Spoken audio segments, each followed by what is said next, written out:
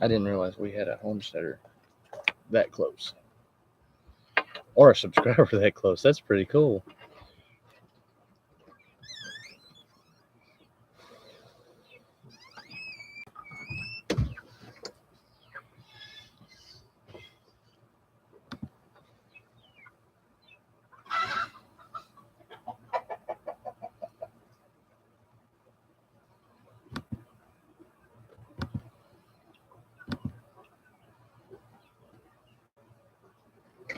What are you doing, Eric? Hey guys, sorry about that. Once a few more people get in here, I will let everyone know what went on just then. But that was really cool. Hi, Micro. Hey, Rick. How's it going? That was cool. I was not expecting that. Um, have you ever been outside doing a live stream so for all your friends and YouTube family and all that, and you have an actual subscriber that lives less than a mile away and you didn't know it, show up and give you stuff. She just gave my family 2 Concord grape plants, several stalks of comfrey, a tub full of mealworms to start mealworms, and if I'm not mistaken, some Trinidad scorpion peppers. I'm not going to mention their name. I don't want to embarrass anyone or anything like that, but I am extremely appreciative. When she came up, she told us who she was, and it was the first time we have ever met them in person. I know exactly where they live at now, and it is not far at all. And she had recognized my garden from a previous video. And so she just wanted to stop and say hi and introduce herself. And we worked out a deal where I'm going to give her some of our lavender and she give us some of these things. And like I said, I'm not going to use their name or anything like that. And I'm not even, then this is pretty much going to be the end of it. But if they come back and watch this video, thank you from the bottom of our hearts. Thank you. All right, enough about that. So how was everybody else's day besides being hot here and me having to run and go do that? And I do apologize about that, guys. But I didn't want to leave y'all just hanging here. And so I ended that last one and then took care of business there and then come back to y'all. Again, it's a little inconvenient. I do apologize about that. I didn't want to be rude to any of y'all or any of them. That's amazing. That's cool. Oh, drive 500 miles. That's not amazing or cool. I've done that a couple of days for work, and that was no bueno. I don't like driving that much. I would have to drive from here to Memphis, which is about 2 hours, and then drive from there to the other side of West Tennessee around Selmer, and then drive back home, or drive to Selmer, back to Memphis, back to Selmer, and then drive home. So, yeah, I didn't like that either.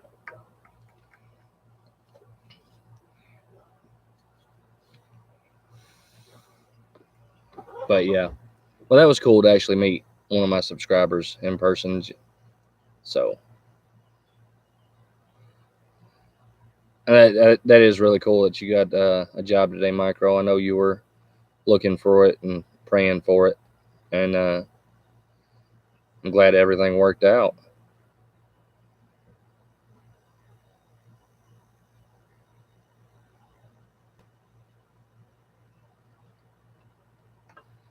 Anybody got any topics we want to talk about? But I know when we left off, we were talking about the benefits of a worm bin and how, as homesteaders, you can take trash and turn it into not necessarily monetary profits, but it's still, you turn it into homestead equity, basically.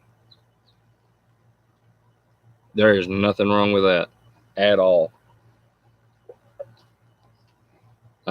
Yeah, I wouldn't mind delivering pizza every once in a while. it'd be a hard time for me to stay out of it. But yeah, pizza's amazing. I love pizza. If you can't tell.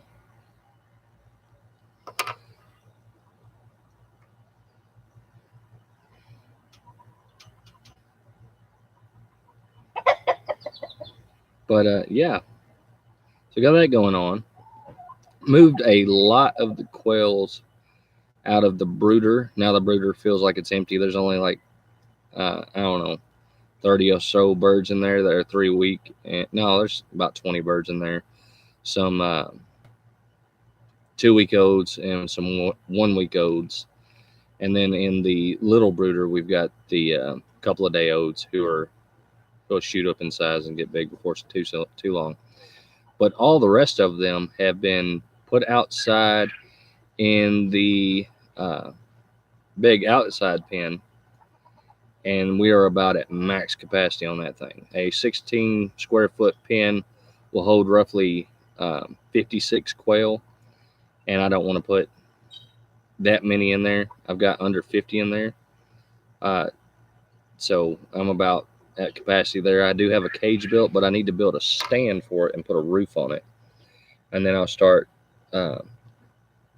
putting 15 birds per cage that way for the egg production and meat production. How far from Kentucky am I? I am actually 15 minutes from KC, Kentucky. As in, how is my garden doing? We are pretty much done with the garden, where you still go over there and get a few remnants every once in a while, like a bell pepper here or there and some jalapenos. But that's about it with the garden, other than we have the ducks tearing up the grass in garden plots and fertilizing, and then we come back over it and cardboard it after we put some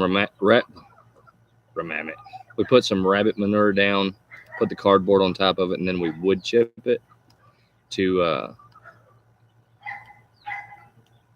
really big pizza delivery charge. Yeah, that would be a really big pizza delivery charge, because where y'all are at, actually, my father-in-law lives over there around like Gallatin, Tennessee, and Glasgow, Kentucky. He hangs around those areas too. And then my sister-in-law also lives over in Glasgow, Kentucky. From zero to Homestead. Hi, how's it going, guys? From North Georgia.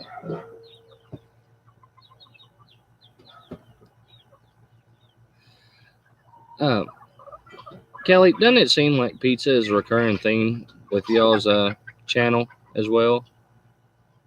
I won $2 off that question, by the way. A $2 bill from that question. I would say pizza is a recurring theme.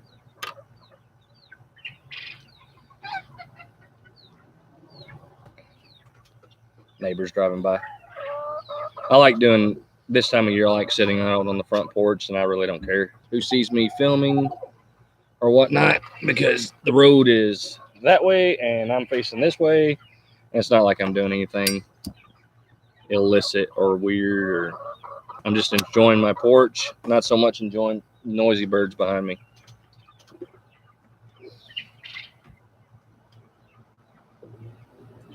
At least Jingles is being somewhat quiet. Usually she is whining, and if for the people who don't know who Jingles is our new goat we got Friday evening. We went and picked her up, and that was a long hour and 15-minute drive with a needy goat in the back seat that wants attention. This goat really wants attention. She's absolutely silly.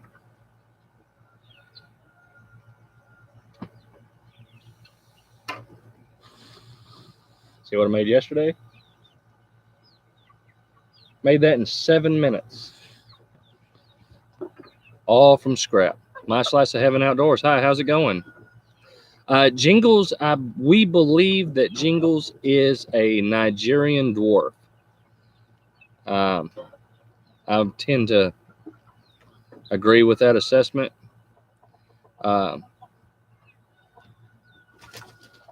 I'm not 100% sure. I know she's not a boar goat. I know she's not a Kiko goat. But I can hope she's a Nigerian dwarf. I think they are. Shut up. I hope she is because they are a dairy goat, and that would be beneficial. We hope to find a male companion for her soon, and I hope to find a male companion for her soon. So she does have a companion goat, but right now it's just her. I found her for $75 and jumped at the chance to get her. Normally I wouldn't do that. I have raised goats before. We have had a herd of about 40 at one time, but they were meat goats. They were boar goats. And funny, I mean, I do like goat milk. Um, even when Temperance was a baby, when she turned one, you know how they all put them on like whole milk and stuff like that. Her stomach couldn't take it, so we had to actually get her goat milk. And so, and I don't know, for about a year, um, cow milk upset her stomach, so she had goat milk, but then she grew out of it. And now she just drinks milk all the time. It don't matter if it's goat milk, cow milk, she don't care. You put chocolate in it, it makes her even happier.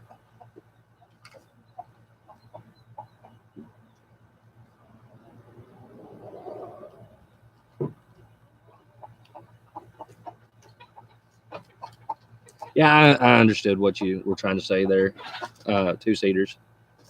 But yeah, we only have the one goat for now. Um, where we got her from, she was in a pen with some piglets that were a little bit smaller than she is. Uh, I couldn't do that comfortably with mine because I have Charlotte, and Charlotte comes up to my waist. She is a big pig for being 2 years old. Um, and not feeling comfortable with that, something could happen to the goat. The pigs could get hold of her, and then me wake up the next morning with a no goat. I mean, absolutely no goat. There'd been nothing left. So I have her in the pen in my front yard that extends all the way to the backyard. Um, the chickens mainly stay in the front part, and the backyard has got, it still has grass and shrubbery and all kind of stuff like that in there. And she don't want to hang out back there neither. But she stays in the pen, and we spend a lot of the day with her and just playing with her. And a lot of times we'll just let her out, and she'll just hang out with us. Half the time she tries to sit in our lap. So right now I just have her in the pen.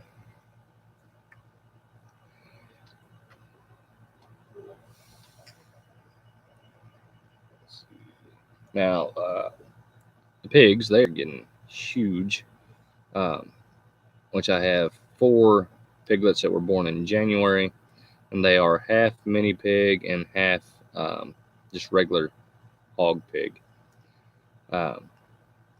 So they are getting to be a pretty good size, but once they get, I don't know, a few more pounds on them, I'm going to start making appointments with processors and fill up the freezer.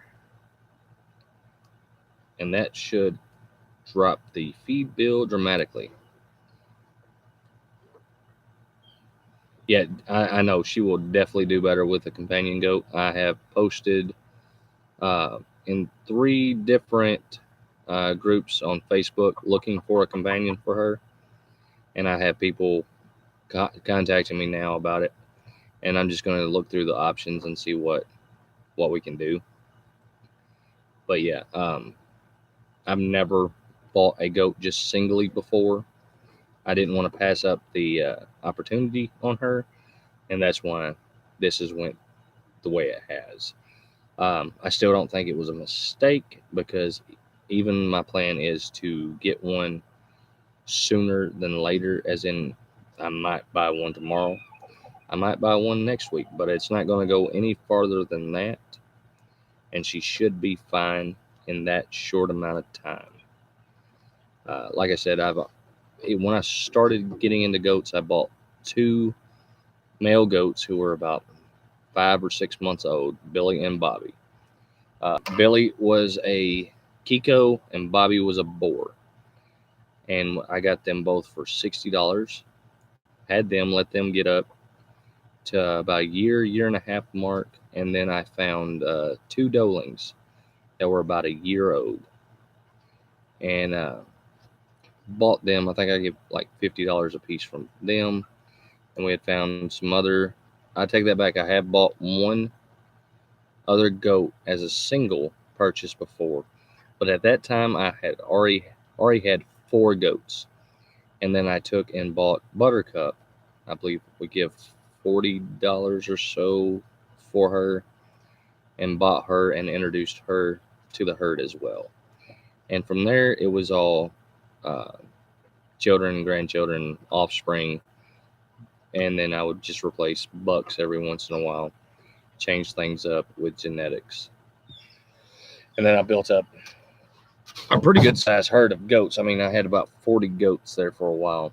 And yeah, goats you have to stay on top of. They are not the easiest creatures to contain, especially meat goats that can get up, a male meat goat can push 200 pounds pretty easy. And they get pushy sometimes. And even the females can get big. I mean, 100 plus pounds. And these things can jump like deer. 4 foot and clearing fences like nothing. Hey, getting started on Homestead. How's y'all's night doing? Yeah, I would hope to know that I do hope and think that I do know quite a bit about goats. I used to have a very short-lived blog um, many years ago. And even on that, I had a saying then that if you're not learning something new from your goats every day, then you're 2 days behind. Because pretty much no matter what you do, the goats are one step ahead of you.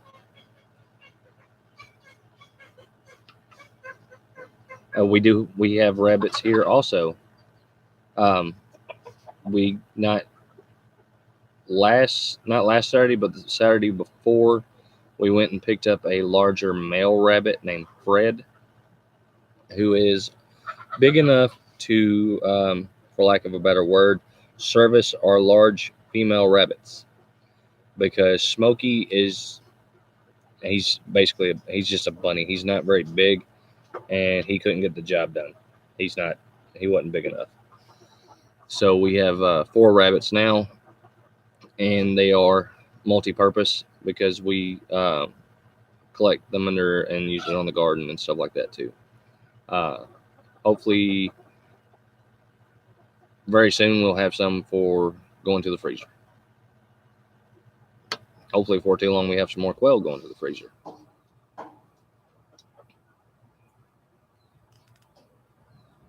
I've heard that the California bucks are pretty good breeders. I'm not sure what type of rabbit Fred is. I know he's big and red, like a rusty color, and he's a big rusty colored rabbit. And our females are we don't know what they are either. We got them free from a guy who posted them and wanted to get rid of them, and we went and picked up both of them about an hour away from here. They're just big female rabbits with dewlaps and part gray and part white. Wasn't too worried about what breed one of them was, and they're not for us to sell rabbits or anything of that nature. They're for us. I mean, they're basically pet rabbits. I'd like to start putting rabbits in the freezer. That might be a little bit too much for Miss Sampson because bunnies are cute. They're cute, and if it's cute, it's not food. Me, I'll eat just about anything. Cute or not. Cuter it is, the tastier it is. Yeah, Californians get huge. I do know that. I do know a lot of people like to mix their Californian rabbits with New Zealand rabbits. That way they can get what's called hybrid vigor going, and they really get a big rabbit really fast. And I did not know that New Zealand's could be red. He could be a New Zealand. He does kind of look built like white New Zealands I've seen.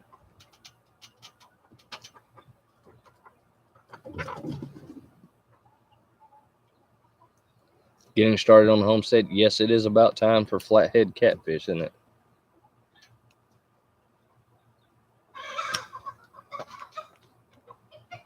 Yeah, I didn't even know that. I really did not know that New Zealand rabbits could be red. That's pretty cool.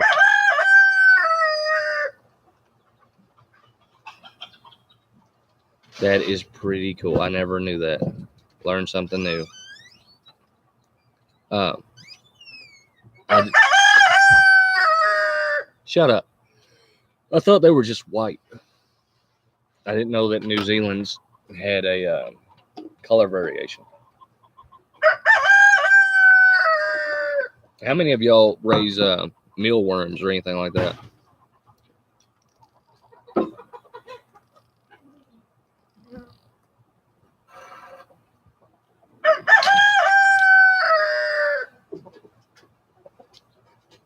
I think my rooster's internal clocks are backwards because they're crowing now instead of in the morning. Or they just know that I'm on a live stream and they want the world to hear them.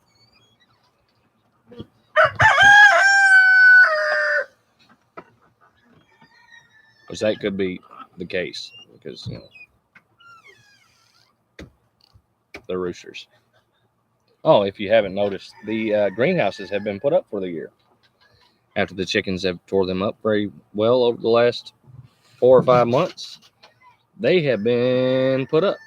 And we will get some greenhouse plastic probably next January and go about but we will go about replasticking the tops and salvaging as much of the external material on them as we can, and putting them back together and getting our seeds started in it again like we did last year. That worked really well. We actually hope to take seedlings to the farmers market and sell to people. That way they have some established plants going just as quick as we can get them out to them.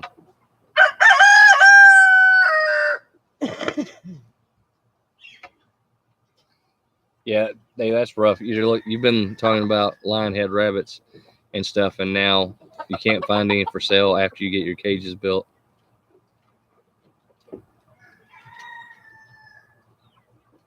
You made it. Guess what it is? We call this Rooster soup. lobster. Yeah, there's quite a few roosters around here. They could be rooster soup.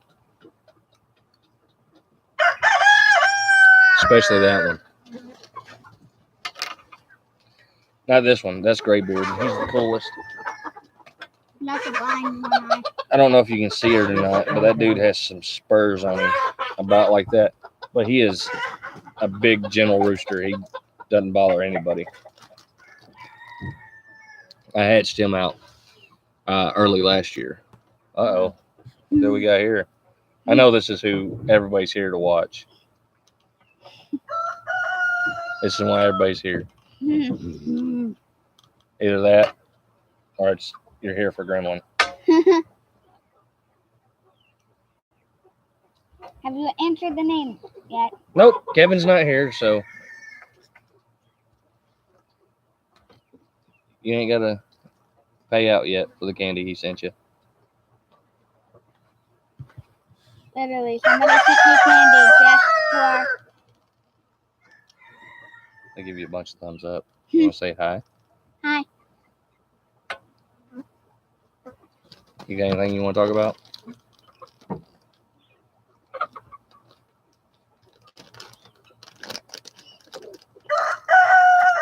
What do you think about Jingles? She's a goat. You smell like a goat.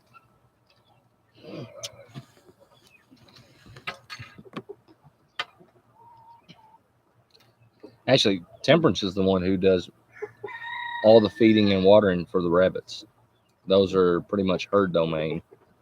She does a really good job of it too, checking on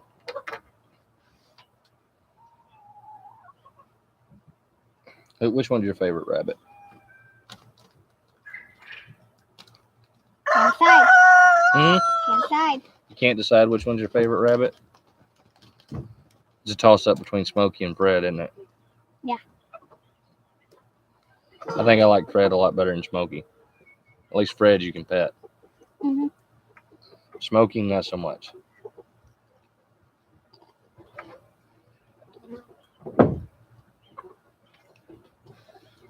I got to pet him once. But because- you had to block off the hole to his box, and then yeah, yeah, that rabbit.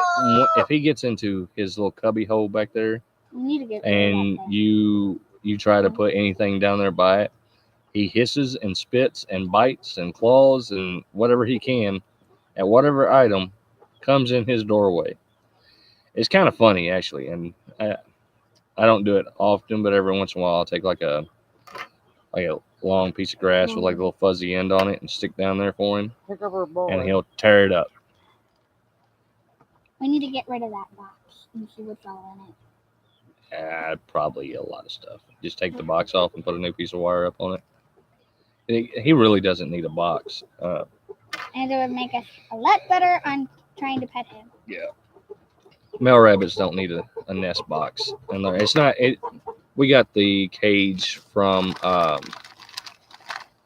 cousin of mine who had it built, and it had like a nest box so it could get in, and rabbits can get in and hide. But a male rabbit doesn't need that.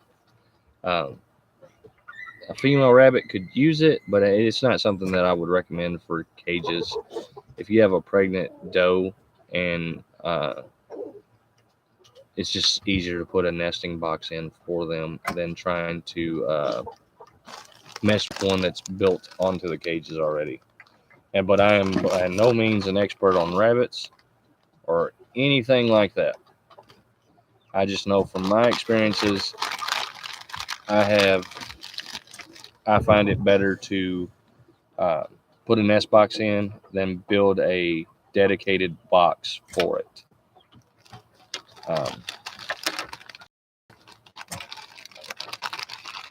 So sorry, my niece is distracting me. She built a catapult out of some spoons, and she's flipping little pink, purple, blue, little fuzzy pom-pom balls, like arts and crafts stuff around.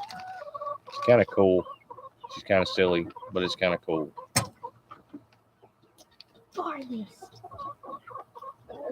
Yeah, I wonder if a buck rabbit is about like a rooster. You get a mean one, and it just goes in the pot. And they do. Bucks do. They poop in the boxes. They'll fill it up, and there's no reason for them to have one.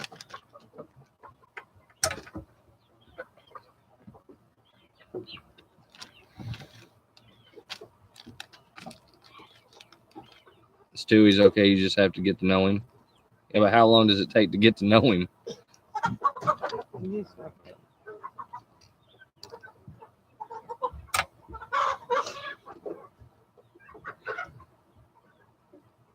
So has anybody had any big homesteading projects that they've been working on lately? Or have any questions or anything? Apparently the Cornish cross chickens are throwing a fit. Yeah, I figured that was your buck rabbit.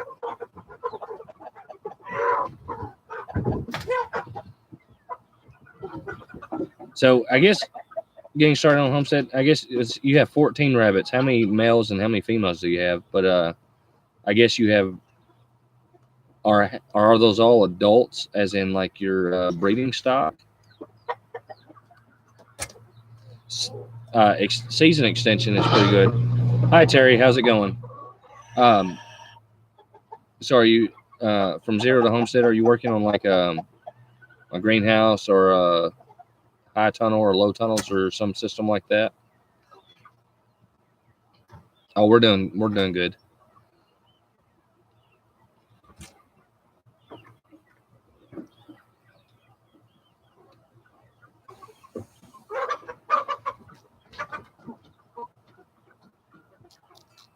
Because I think sometime next year, I'm not going to promise it, I'm not going to guarantee it, but I think sometime next year, I want to start. I might even, if I can get it salvaged enough stuff from construction sites and things of that nature, I might start some greenhouse work this winter. But that's not like a major priority for us right this minute. It is it's a moderate priority at best.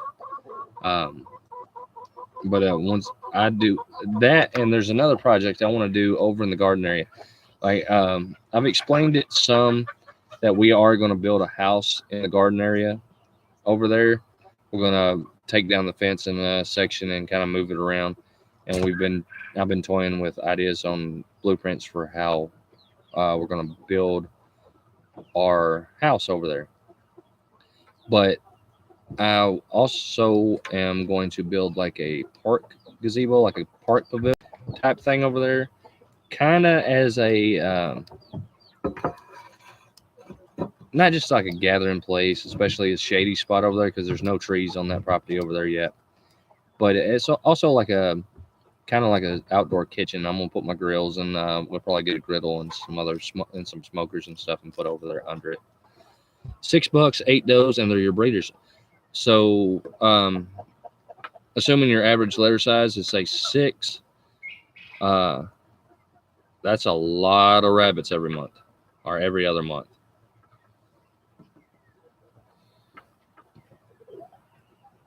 Hey, Oak Knob, how's it going? An 18th century reenactor. That is pretty cool. We do some campfire cooking. I have made some pretty good chili in a cauldron over a fire. I've made some really good stew over a fire. I have been asked several times to make my corn on the cob over an open fire, more than once. I enjoy cooking over a fire. I might put a fire pit over there. That might be something I do. One thing we do, a cast iron tripod. Those are pretty cool. I was actually thinking about getting some steel and making a tripod. I just haven't done it yet. Priorities, there's so much to do, so little time. If you really don't sit down and schedule out how, when, why, and what you're going to do, it's easy to get it jumbled up, way too easy to get it jumbled up, and you just don't get anything done. And I know everybody here knows that for a fact.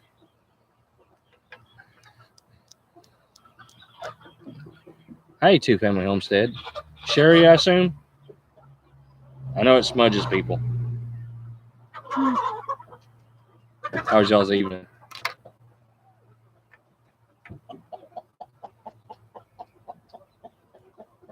Three people up. We have 10 people in here and 6 likes.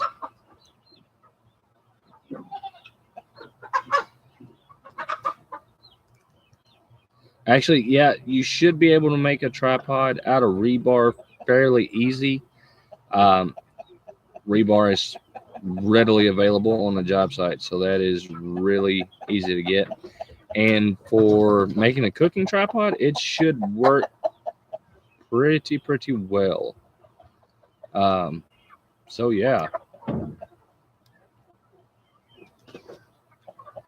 6 to 15 a piece. Are you selling like show rabbits, or what is your rabbiting goals getting started?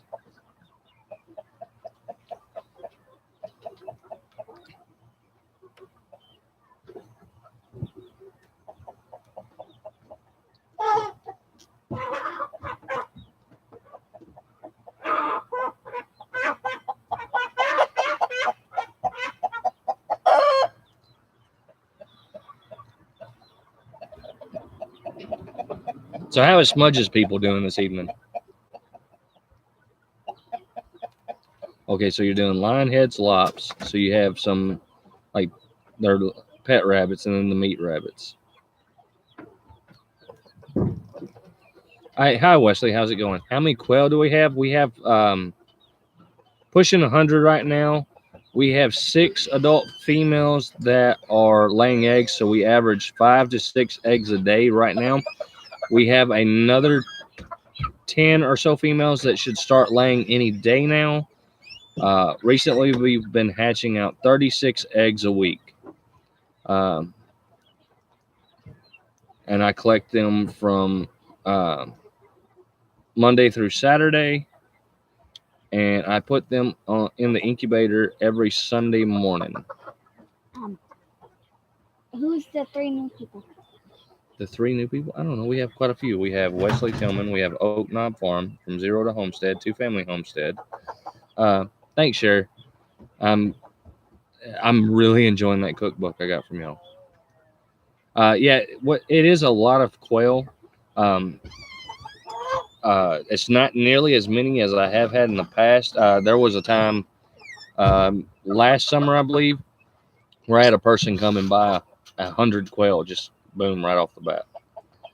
And I was able to fulfill that with no problem whatsoever. But if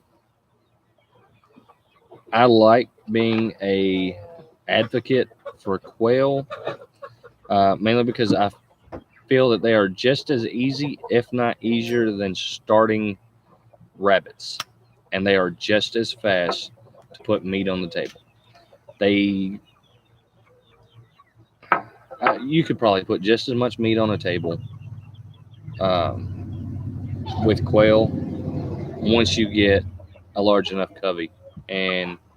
But the eggs are great, which you can't get eggs from a rabbit, and the meat's great. You can get meat from a rabbit though, and it's great meat too. I mean, it's just it's quail. It tastes great. There's no denying that. All right, getting started. Take it easy.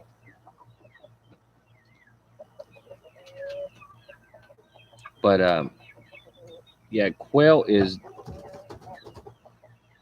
It really depends. I mean, like seriously, you can put 56 quail in a 4x4 pen, but you can't put 56 rabbits in a 4x4 pen. So it's still a toss-up, really. I mean, what to get started with, rabbits or quail? It just boils down to personal preference. I have both. I enjoy both.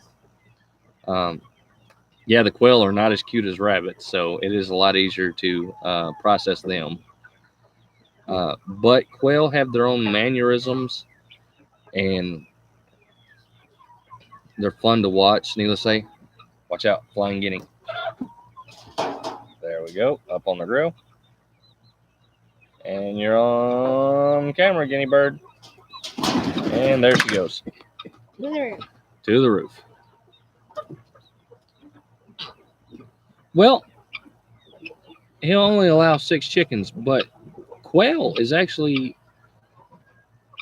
they take up so much less room than chickens. You could actually keep quail inside.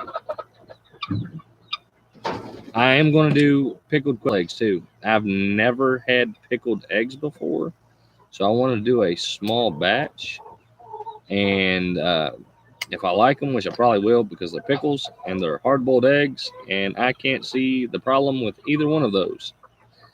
So I'll give them a try, make a bunch of different kinds, because it only takes about 6 weeks for a quail to mature enough to start laying. Wesley, I'm not 100% sure how long quail eggs remain fertile outside of an incubator, but I do know last year we had some that were probably pushing 4 weeks and they still hatched out. I may be wrong on that, and it wouldn't be the first time I was wrong, but I'm not 100% sure on that. I might be able to look it up though.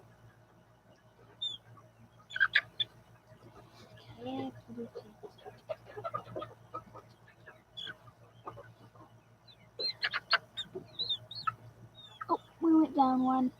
It's a ponytail. That's pretty. All right, Dave and Darcy, take it easy. I hope y'all have a good night. But yeah, um, what I just looked up. Well, that's for chickens. How long do quail eggs? Okay, they're good for about 15 days, so about 2 weeks. Quail eggs are good, and so if you could store them up for 2 weeks and then incubate them.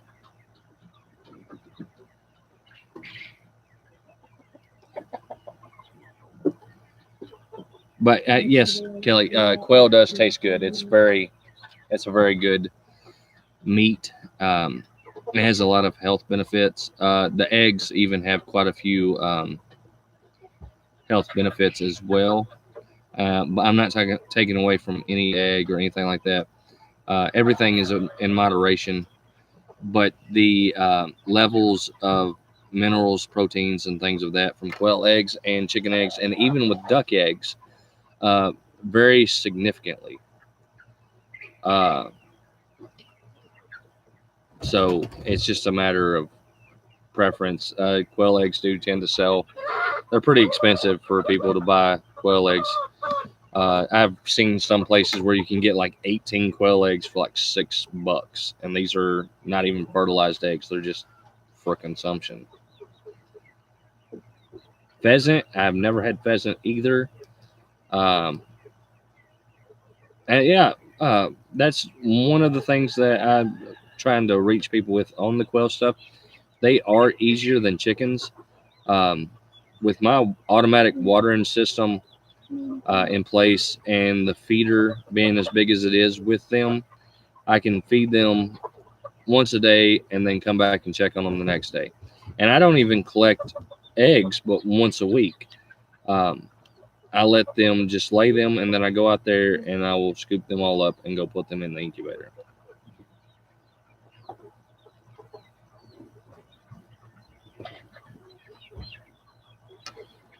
I was collecting them every day and keeping track every day how many laid and everything like that, but it just wasn't. I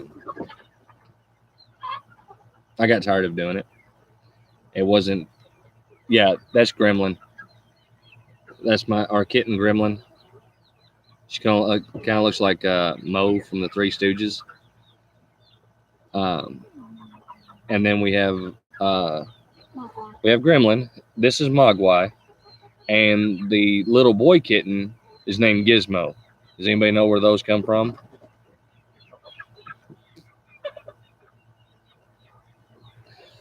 Bob Whites can be finicky. I'm not 100% sure. The last time I had any Bob White quail, I was probably 14 years old. I'm not real sure about the Bob Whites. I don't know if it's a seasonal thing with them, and it could be that they only lay seasonally. But the Texas A&Ms should be laying every day for you. It is starting to come up to where the daylight isn't going to be enough for them.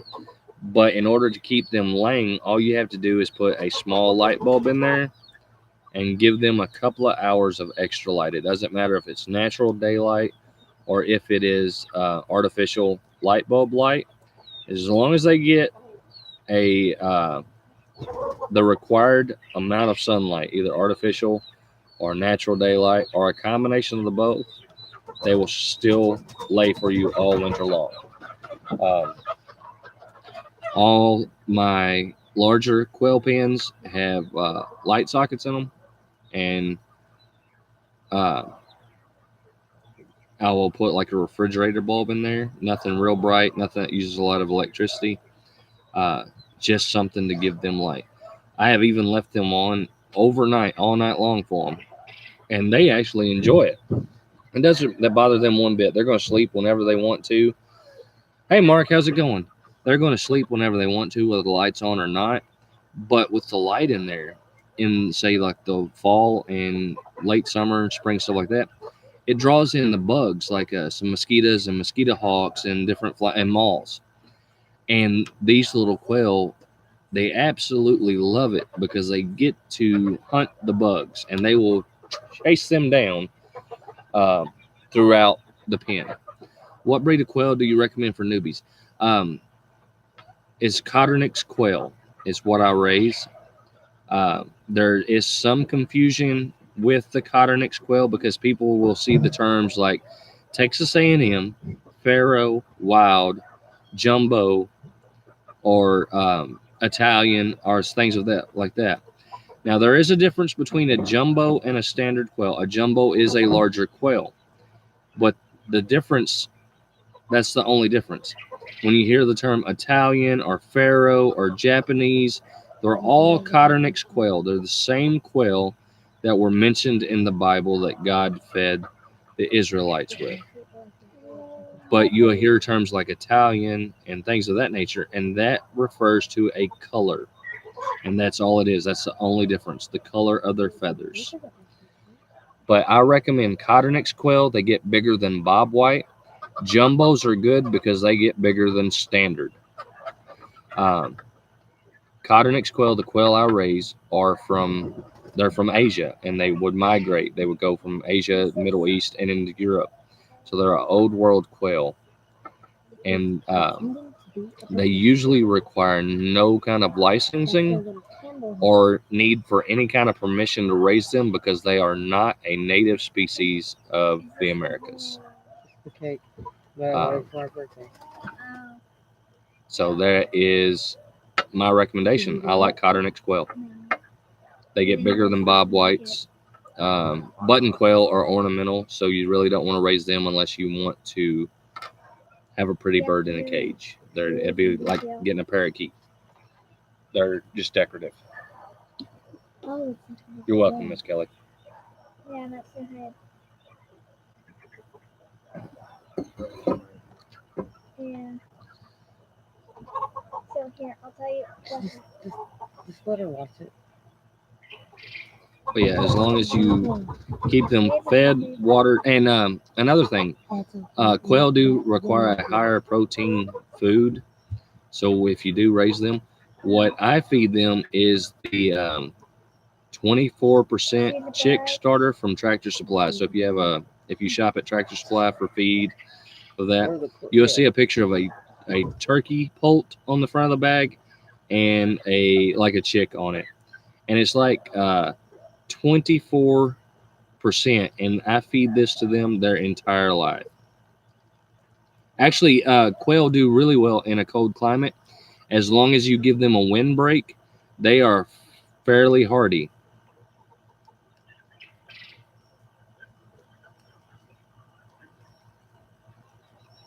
From incubation to slaughter, it takes about 16 days to incubate, and then you can slaughter them in 8 to 10 weeks. So about 12 weeks total time from egg to slaughter. It's a very, very quick turnaround. They eat very little. They have a high protein feed that I feed them 24%. And I have some 3-week-olds that they're kind of puffed up with their feathers, but they do look about the same size as my adult quail.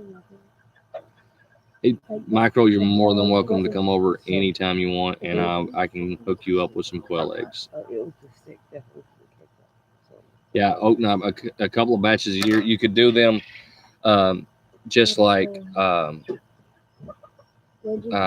Cornish cross chickens or your meat production chickens. They don't take very long. They require less space. They're more filling.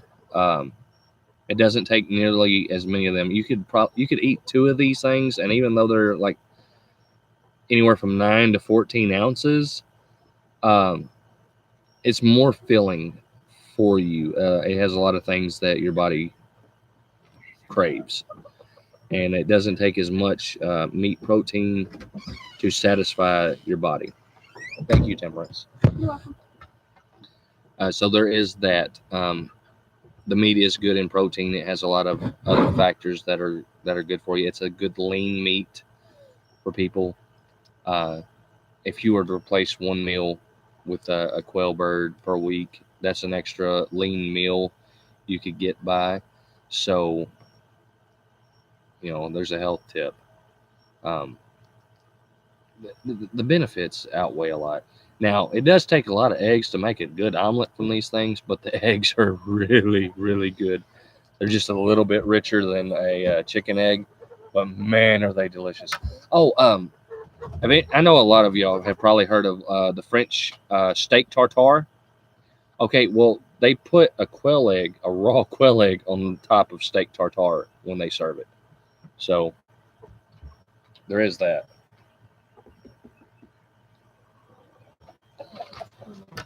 But I know y'all can see it in my face. I absolutely love quail. So yeah. That's right, Oak Knob. You get the whole quail. You get from the drumsticks on up to the breast. You can spatchcock the dudes real easy and throw them on a grill. You could fry them in just a little bit of oil. You can bake them. I've been contemplating making like a quail cookbook, for lack of a better term, and maybe doing some marketing on that. Because most everything, I'm trying to gear it up for the local farmers market, because here in Tennessee, I can process the quail, I can sell the quail without any kind of permits or licensing, since Tennessee follows the USDA guidelines. And the USDA guidelines, as long as I process and produce less than like 20,000 birds for their grower, for one of their exemptions, birds that I raise, I'm exempt from inspections and all that stuff. So I can just sell them at the farmers market. It's a dark meat, Kelly. The Texas A&M bird was developed to make a lighter colored meat, but it is all a dark meat. Quail bird, all the muscles on the bird are used, unlike a chicken or a turkey that doesn't use its breast muscles, and that's how they get the white meat. The quail are about the quail are about the size of one of those little Cornish rocks that we can get at the grocery store, aren't they? Or maybe just a little bit smaller. A little bit smaller. They're a little bit smaller than like the Cornish game hen chickens that you can get at the store. But it's all dark meat though. Hi, growing grass. How's Louisiana? Quail are really fun for anybody that's getting ready to start them, and it doesn't take much. You can build a cage for them relatively easy. I believe I built one a couple of weeks ago that showed in my video with spring clip on it. That cage there takes about an hour to build. It stands up on itself. The wire in the bottom is a different size. It's a 1 inch by ½ inch. Yeah, 1 inch by ½ inch. And the wire on the sides is 1 inch by 2 inch. Now that does give the quail enough room to stick their heads out, so you can put a feeder on the outside. I haven't made that yet, but I plan on making a little PVC trough so the quail can come out, stick their heads outside, eat from the trough, and not take up any of their floor space. And with the automated water system, I use the little red poultry drinker chicken nipples. It's perfect for them. Yeah, I bet it is super hot growing grass. It was like 94 here today.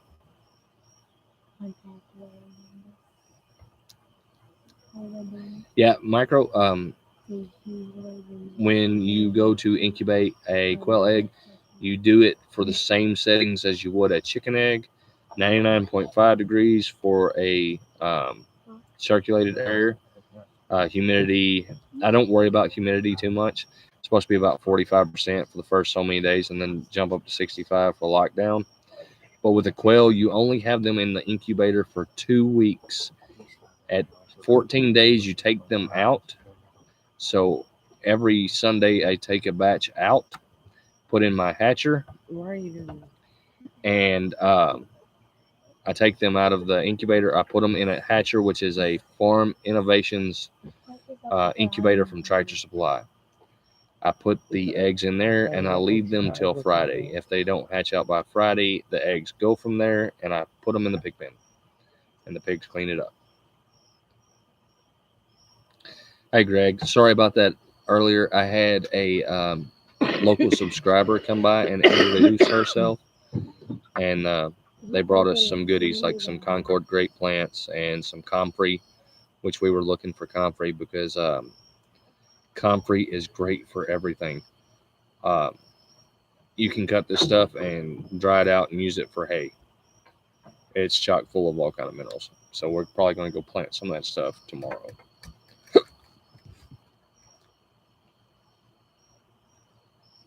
Hey, 50 chickens in the hen house. How's it going?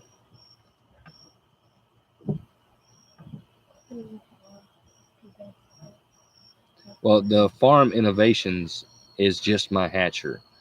I've shown my incubator in a couple of videos. I have a Sportsman 1502 big cabinet incubator. It holds thousands of quail eggs. Last year when we were incubating turkeys, chickens, and quail all at the same time. And I would have it all separated out in a big calendar with every little thing marked down. So when I could take it from here and put it into the hatcher. I have only ever used this styrofoam incubator as a hatcher. I've never used it to actually incubate chickens, but with the how it does so well with hatching, I see no problem with it incubating either. Comfrey is good for feeding just about everything, from what my understanding is. Bad quail eggs would definitely make good compost. Yeah, Greg, but once it takes off, from what I understand, this thing will multiply and take off, and then you'll have a hard time managing it. Chinese quail or Coturnix quail also, I believe.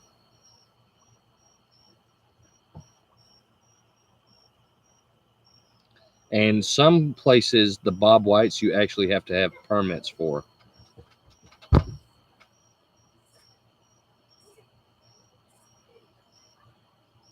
Okay, never mind. Chinese quail are totally different. They're not Coturnix quail. They do look cool there, though. Okay, never mind. Chinese quail are totally different. They're not. Thanks, Farmall. I appreciate it. They do look cool there,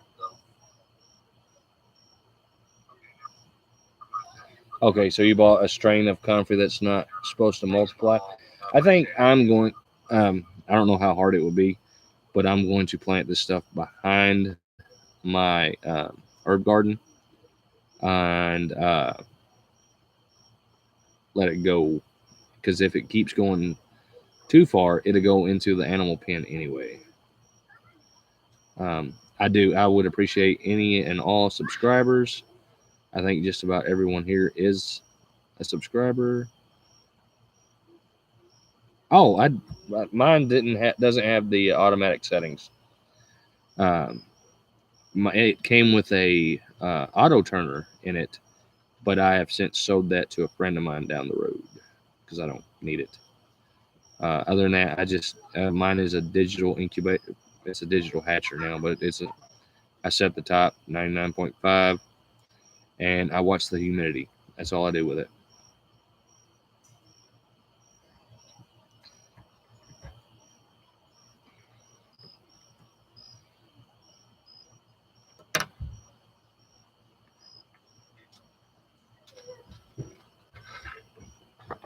Oh, there's my pretty wife.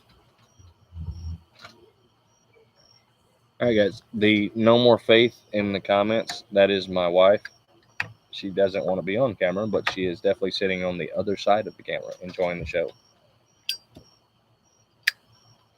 Like I said in a previous video, me and Temperance are the spokespersons for the channel because everyone else is too cute to be on camera. That's my story, and I'm sticking to it. I have too many pieces of lumber around here. I don't want to get hit in the back.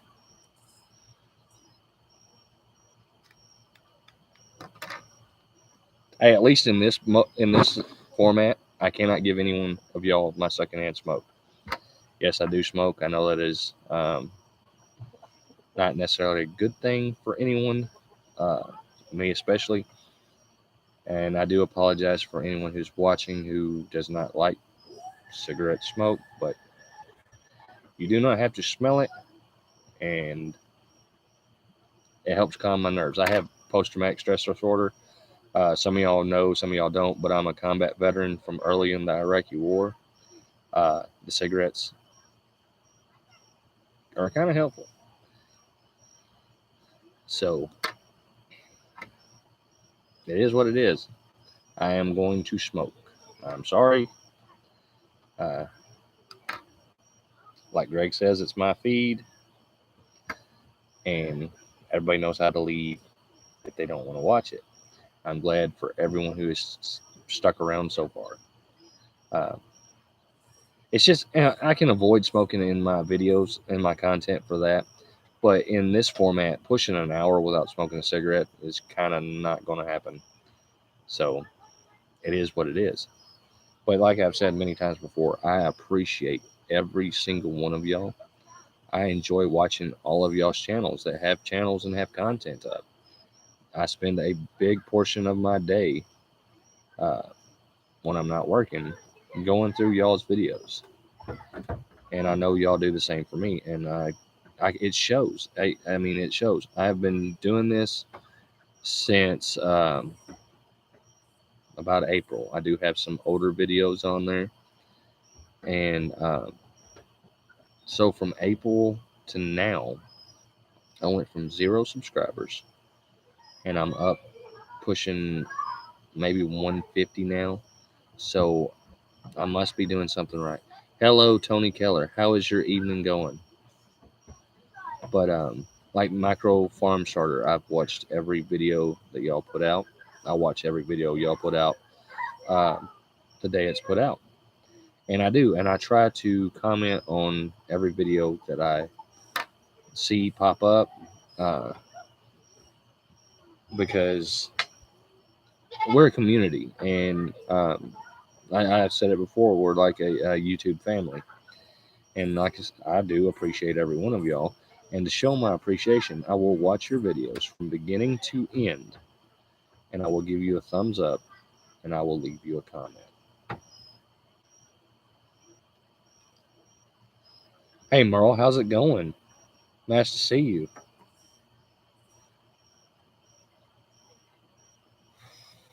I will watch videos from y'all guys that I have no interest on the content, and I will watch it beginning to end.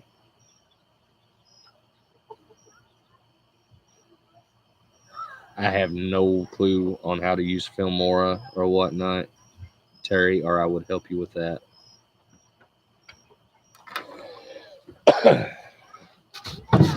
Filmora watermarking it. Yeah, I mean, usually it's the other way around. I'm always catching you live, Merle. It's nice that you are able to catch me live. This is only technically it's my 3rd live stream because I had to get off of this earlier and I had a subscriber show up, and so I went and talked with her, and it's first time meeting, and I thought it was really cool. So to give her the attention that was due to her for showing up, I had to shut my live stream down, but then I came back to you. I'm going to try to do this every Thursday. I'm not sure how well that's going to work out exactly, but I'm going to try to do this every Thursday because I really enjoy it. And I've been stocking up on different films lately. I've been editing more videos, and I've been scheduling them for like Tuesdays and Thursdays. And I'm going to see how well that I can get that going, and then I might move it up. I'm sorry, Oak Knob, if I am a bad influence because you quit smoking today. But I'm going to try to see if I can't publish videos Tuesday and Thursday mornings and be good about that. And if I can manage to keep enough content flowing, I do know my videos are on the shorter side, and I have been trying on working on getting them a little bit longer. But it just seems like the information I'm trying to convey to people, I'm able to put it out there in short videos. So I'm going to try to work on at least about 10-minute videos. But I do plan on a Tuesday and Thursday release schedule at about 6:30 in the morning. I do know about the pacing around oak knob when I don't get to use a cigarette. So the pacing around is, I know that one.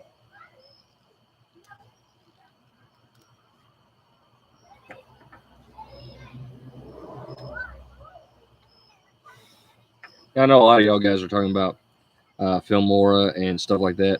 Believe it or not, I edit all of my films and use Windows Movie Maker.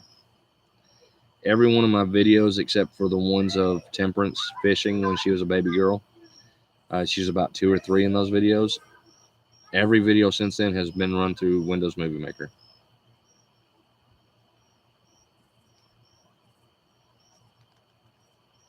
See you later, Terry. Take care.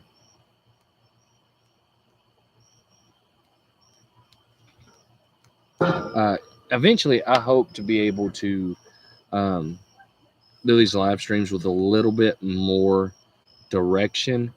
Right now, it's just more of like a free flow ideas, me responding to y'all and y'all giving me ideas while we are live streaming.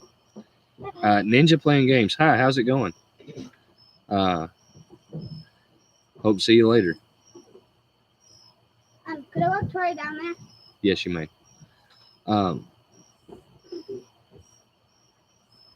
But yes, sometimes I do think that short videos that convey the message from beginning to end, there's nothing wrong with that. And I would eventually not mind some monetization, but it's not my goal. My goal for my channel is I want to convey information, for one thing, on how we do things. And I know that not everyone can do things the same way. Not everyone has the same skill set or the same ability to accomplish the same things, or they might not even be interested in accomplishing any of the same things that we're working on. But I'm gonna put it out there. Who knows? It might be around long enough that my great grandchildren get to watch me build what they are coming to every year for a family reunion or something. You never know. I don't have a problem with doing my short, sweet videos because I do get the message across, I hope. When I make a video about the worm bin and it's 4 minutes long, I've showed you from beginning to end how the worm bin's made. And someone else can go and duplicate the process that I did. Bye, 50 chickens in the hen house. I hope you have a good evening.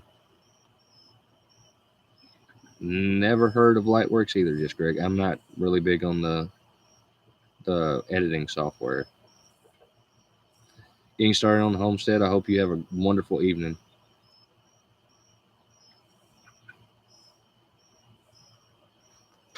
And but like the video of my daughter and my goat on the trampoline, I do want to, every once in a while, it's important that you just step back and you do something silly. And sometimes it's the silly stuff that gets the biggest attention. I caught someone from BC, Canada, who said that they thought it was 2 children playing on the trampoline, but once they saw the video, they got it 2 kids on the they got it 2 kids on the trampoline playing. Yeah, I do find that with the shorter videos, I'm able to get them edited, uploaded, and scheduled way faster. Um, Uploading is what really gets us. I use a satellite internet service, but the boss lady's back.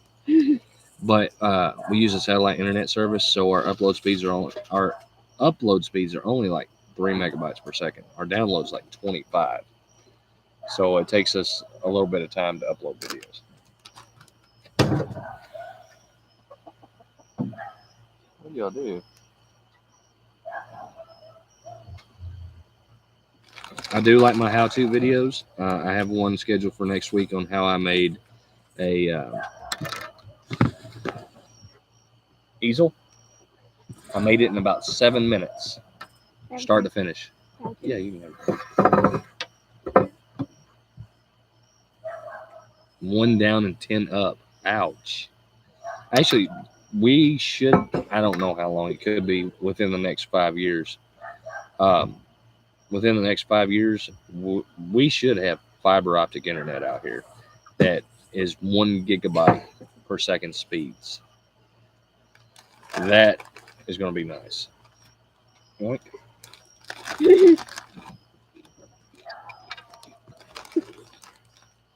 The internet service that we use, I actually install. I had to step back into construction work because we lost our contract of fulfilling the work orders that other people sold. So it's still a good service, and it's not anybody's fault. But the Viasat used to be Exceed, used to be Wild Blue. Uh, it's not the best, but it gets the job done. It's just like Usenet. They're not the best, but they still get the job done. It is what it is. It's just an option. 100 down and 25 up. Yeah, Merle, that's nice.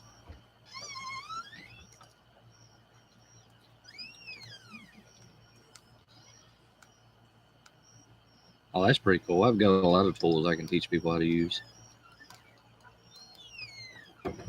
Our fiber optic for the 1 gig speed is going to run us about $69 a month, which is cheaper than my internet service now.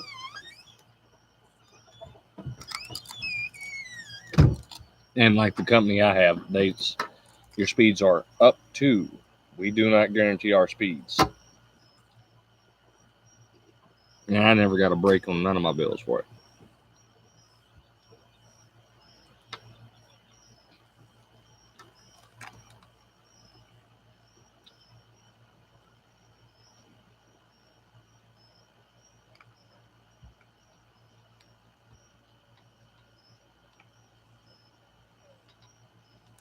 All right. I think we might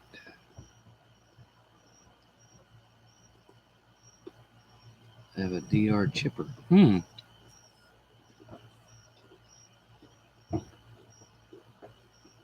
Yeah, Off Grid with Doug and Stacy. Yeah, they do all their internet on their phones. I do know that could be rough. But what they do is they turn their phone into a hotspot, and they do it off their laptop. But you got to use what you got. But 4G or LTE service is actually might take a minute, but it gets it done. And I like Off Grid with Doug and Stacy. It's a good channel. I like Wholesome Roots Rose. That's a really good channel. Wiedemann Reed, Roots and Refuge. I watch quite a few big ones there. Yeah, Knob, I'm in the same boat. I get hardly any kind of cell reception at the house, or I would just use my unlimited data. At some spots in the yard, I can get LTL, not LTL, but LTE speeds. Inside the house, I'm lucky to get like 1x, if that, and you can't do anything with 1x. And I get 1 bar sometimes.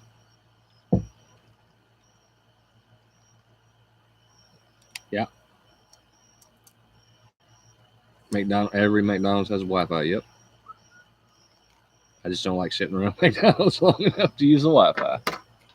But when I'm in town, I don't have to worry about it because when I'm in town, I have full bars and LTE service everywhere.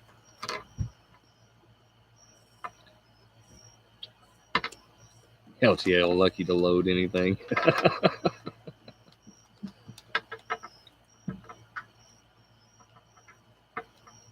That's the same here. The closest McDonald's like 25, 30 minutes away. No, but I am in town every day, but I just don't need it when I'm in town. It's once we get out here that all of the they have to pipe our daylight in, or it would be dark like this all the time.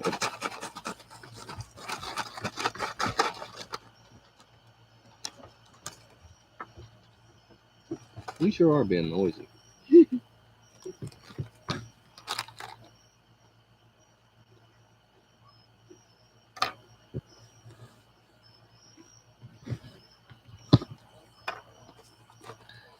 All right, guys. I think I'm going to call it. It is 7:48 here. I still have not eaten dinner yet, and I would like to eat dinner sometime tonight.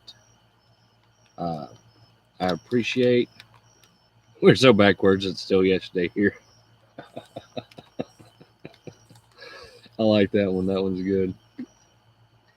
I think we're going to call it here for the night, guys. I do appreciate it. I appreciate every one of y'all. God bless you, everyone. The numbers are starting to kind of slow down and step down some, but I hope y'all have a wonderful evening, and I will see y'all next week, I hope. God bless.